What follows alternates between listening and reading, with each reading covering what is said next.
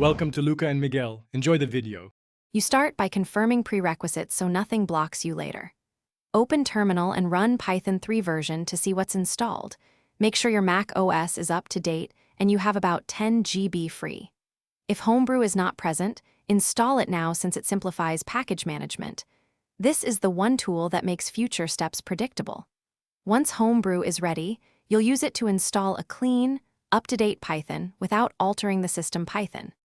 Now install Python via Homebrew to avoid touching system files.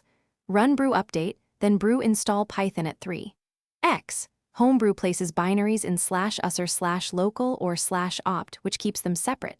Next, create a virtual environment for your project, Python 3m venv /. venv/myenv and activate it with source /. venv/myenv/bin/activate. Make sure to upgrade pip wheel and setup tools so installs are reliable.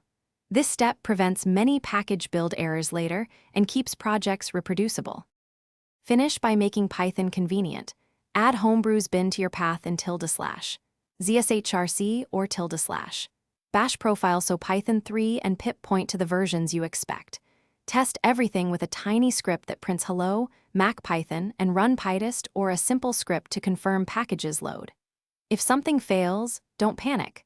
First ensure your virtualenv is activated, then run brew doctor to identify Homebrew issues, and echo $path to confirm ordering. These 3 checks solve most local problems. Thanks for watching and please subscribe. It's the best investment you'll ever make.